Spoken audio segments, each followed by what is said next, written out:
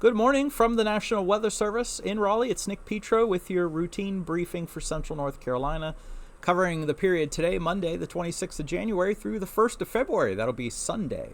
And this briefing, we got a lot to talk about, but let's just take a quick look back at this previous storm. And you can see, look at all the snow on the ground. This is visible satellite, so basically, what it looks like from up in space. And you can see all the snow on the ground basically extending from central and north Texas across the plains and Ohio Valley and so forth.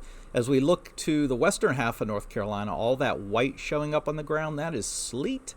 And you can see the clouds basically still covering the eastern half of the state. Those clouds are making their way eastward, and the sun should be coming out here shortly across the eastern half of the state. Look at temperatures, though, for our part of the country, and you could see temperatures have only climbed to about the low to maybe mid-30s.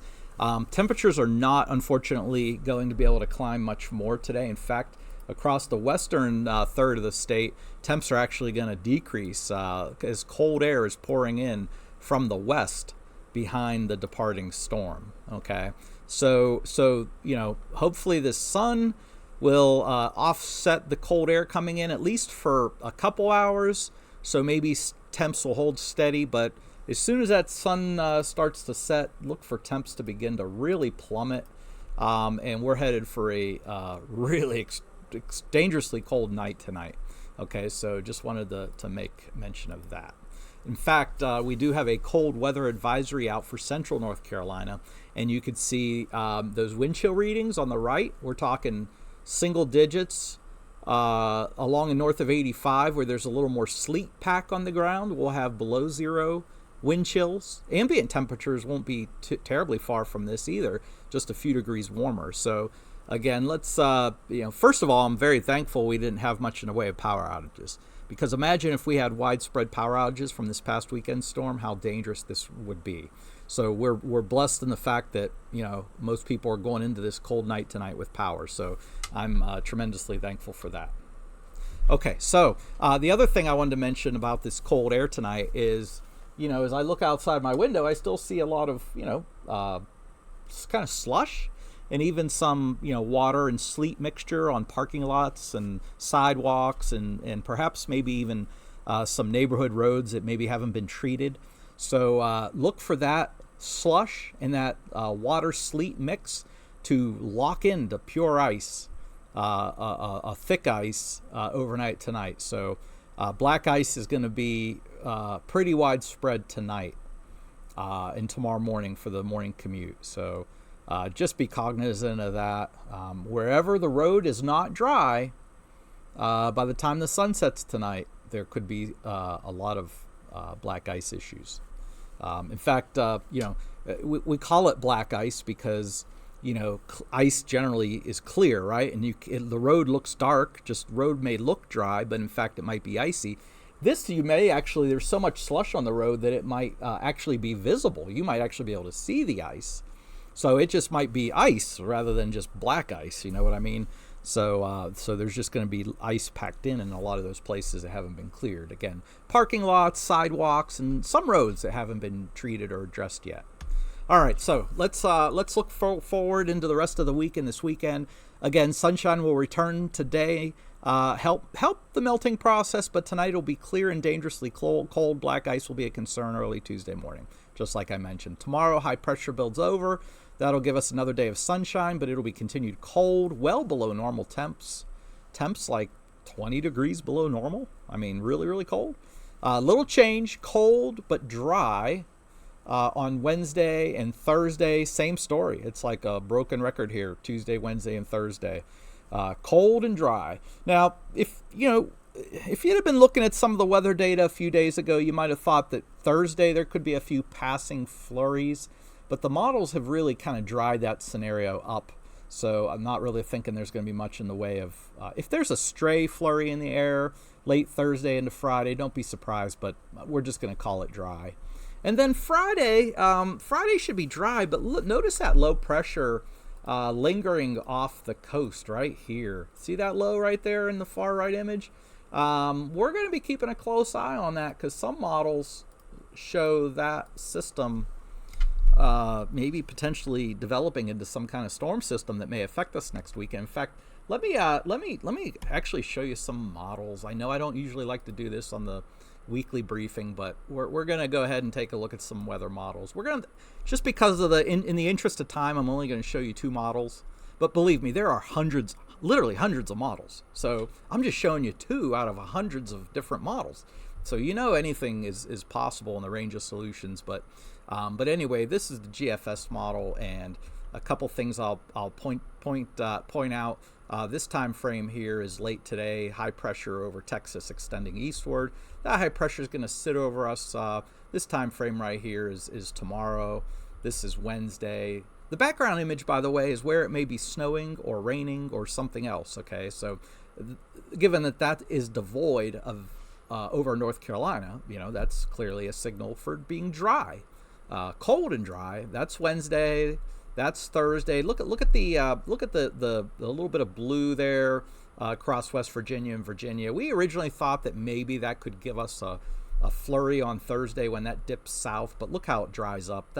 That's looking less and less like a possibility on Thursday. And then as we get into Friday, that front will actually reinforce the cold air for late week. And look at this 1051 high in the northern plains extending eastward. So we've got another a reinforcing batch of cold air. And then, of course, look at the low development on that time frame right there is Saturday. And look what it does here by Sunday. It spreads some snow back across the eastern half of North Carolina. Now, that's one model's depiction. There's a couple things I'm a little concerned about in this pattern. I would rather have, you see this high right here, this 1037 high? I would rather that high, now granted it's 1036 to our north, but I would rather see that high kind of centered somewhere up here. If this would be over here, I'd be maybe a little more excited, if that high was centered right here, where it could really keep the cold air coming down, kind of like, that low-level cold air like we had yesterday. I'd be a little more excited about this winter weather potential. But right off the bat, the fact that the high is centered to our west rather than to our north, albeit there is high pressure to our north, but it's not centered to our north, perhaps there gives an opportunity for some warm air to maybe make its way a little closer to the coast. Maybe it allows this pattern to evolve a little differently, but I'm not going to take what you see right here to the bank at all just yet. So don't get terribly excited just yet.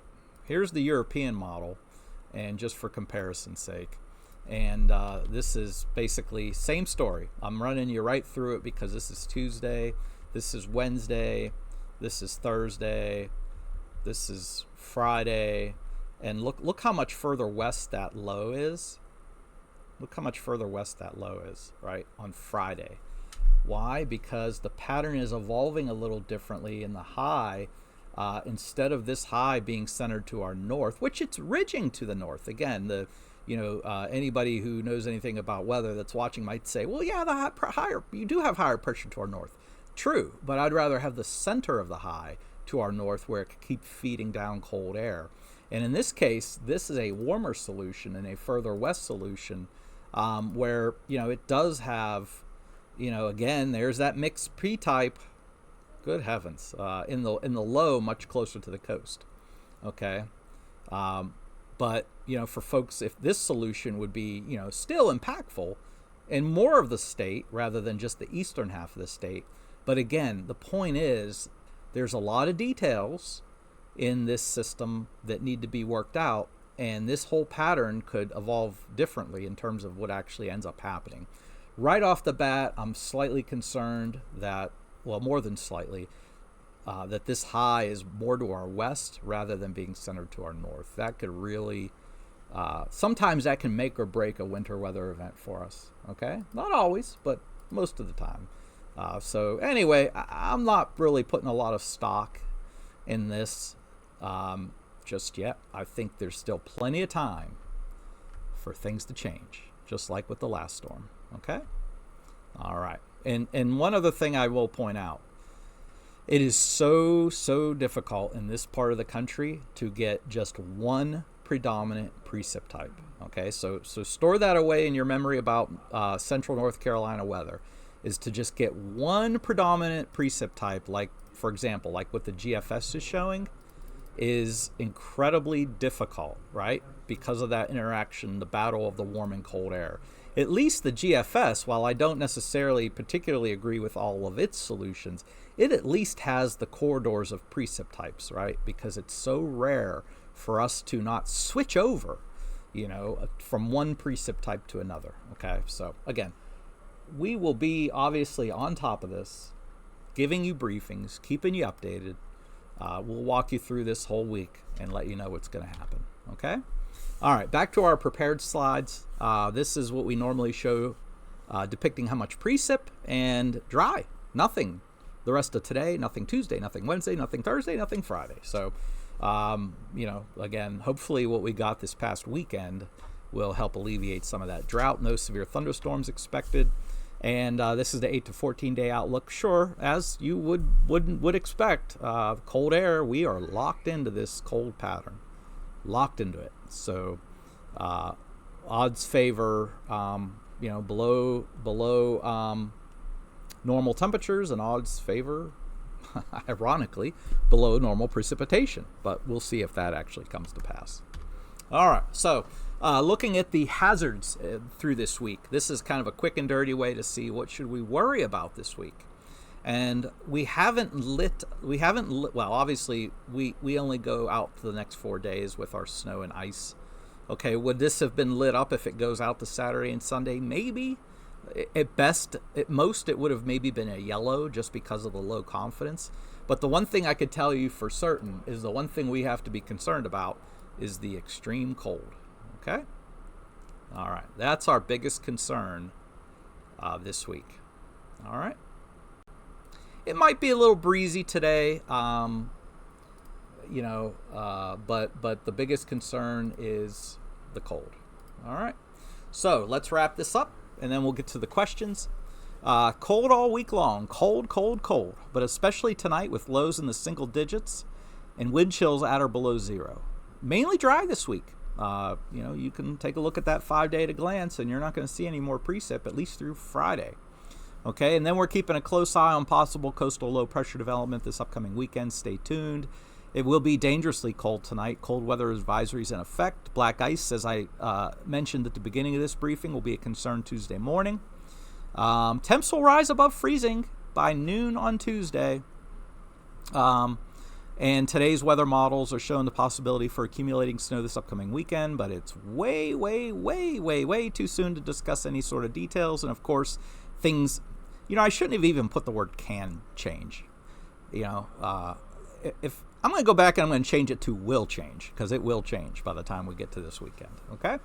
And real quick, I know a lot of folks are wondering, how can I tell when the temp's going to go at or rise above or below freezing? My favorite way to do that, and you can do this on your own, at your own convenience, weather.gov/forecast points. Weather.gov/forecast points. Let's say you're in the town of, Troy. I'll just randomly pick Troy. A lot of friends down in Montgomery County, so I'm going to highlight your area for this example. And if you scroll down, here's the hourly graph, right? And it'll tell you the time at the top and the hourly reading as you scroll down. But I like to look at the graphs. And as I scroll down, we can see temps aren't going anywhere today. They might rise a degree or two, but then hold steady. And then as the sun begins to get low in the sky, the temps will plummet. And then in Troy, it's going to get down to 7 a.m. When does it get above freezing tomorrow? Maybe right around noontime. Okay? And then it goes back below freezing tomorrow night by 7 p.m. Okay, so there's about 7 hours of above freezing temperatures tomorrow during the afternoon. Okay? And then look how cold it is. I mean, the peaks are high temperatures, and golly, it's the warmest it's going to get this week is 40 for a high? Jeez. All right. And then there's the wind I was talking about. And then as I scroll up, there's the precipitation chances increasing. And if we did have some sort of weather event this weekend, it looks like Saturday would be the most likely time frame. Okay, so that's how you use forecast points. Again, just weather.gov/forecast points. Click on your location of interest, and then you'll see the weather elements week at a glance, hour by hour. You can configure the way that looks. So there's a lot of ways you can make it look the way you'd like it to look. And anyway, that's our briefing for today, this Monday morning. And that's what we have here.